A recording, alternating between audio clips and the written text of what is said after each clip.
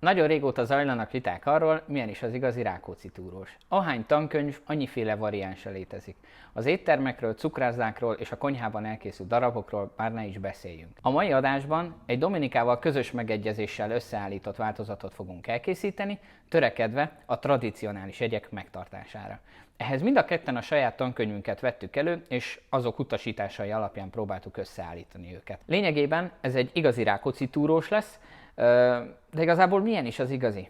Én Ricsi vagyok, és amíg elkészítjük, erre a kérdésre próbáljuk megtalálni a választ.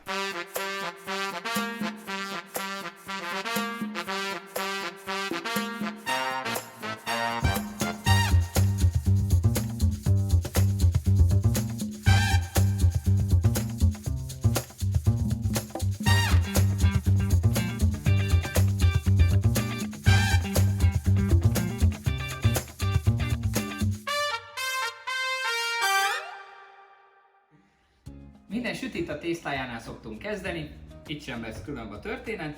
A Rákóczi túrósnak linzer tészta az alapja, és itt jön az első furcsaság, amit egyszerűen mi nem igazán tudunk hova tenni. Találkoztunk már a Rákócziban a kakaóstól kezdve a barnán át a fehér linzerig, amiben ugye tojássárgáját nem tesznek, vagy csak a legáltalánosabbakat, de számunkra a legfurcsábbakat mondjam. A leggyakoribb nyilván a sárga linzer, amiben van tojássárgája. Mi most egy ilyet fogunk begyúrni, gyorsan, hatékonyan mindent egybe, ügyelve, hogy ne égjen le a tésztánk, mert a túl sok gyúrástól és a kezünk melege által le fog égni, és akkor úgy fogtok járni, mint a mellettem lévő nem túl ügyes társam.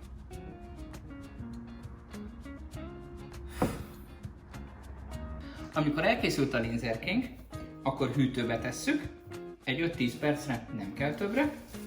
Ahhoz, hogy ne száradjon ki, egy kevés fóliába bebugyolájuk, és mint oltári szentséget betesszük a tálba, majd téglalapra kinyújtjuk, és 180 fokon enyhén gőzös sütőben kisütjük.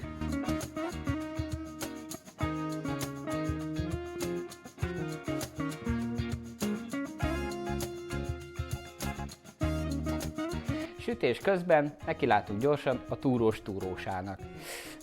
A túróba, túl sok a túró. Szóval a túrót, a búzadarát, cukrot, tojást és a citromot összekeverjük, majd félretesszük, és amikor a tésztánk kisült, jóféle házi barack lekvárral megkenjük.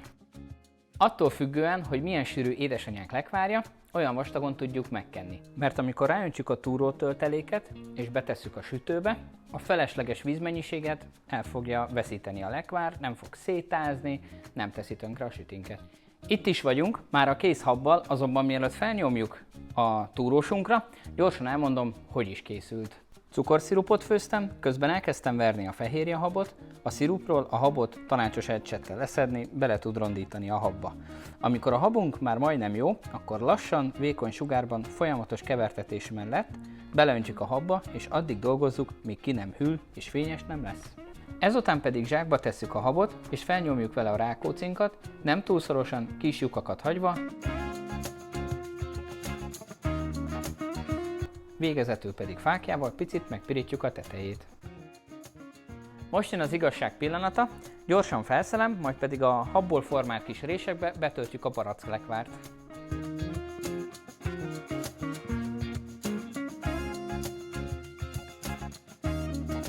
Nos, ő volna az a számunkra igazi Rákóczi túrós. Dominika volt felelős a hab és a lekvár részért a dolognak, én ragaszkodtam a sárga linzer tésztához, a krébben pedig megállapodás született.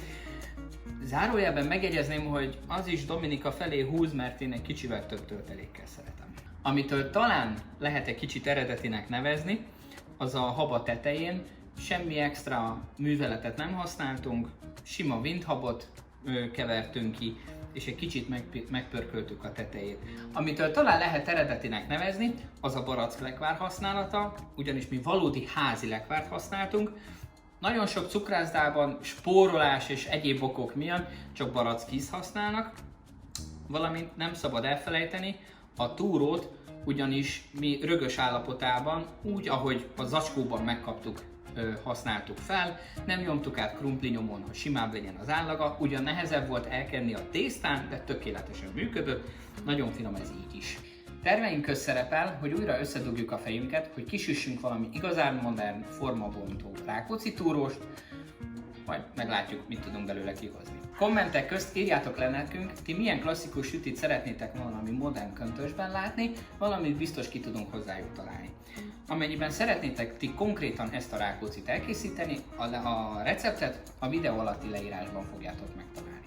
Ha tetszett a videó, nyomjatok egy lájkot, megköszönjük, ha fel is iratkoztok, mind a kettő nagy segítségünkre van, és találkozunk a következő videóban is. Sziasztok!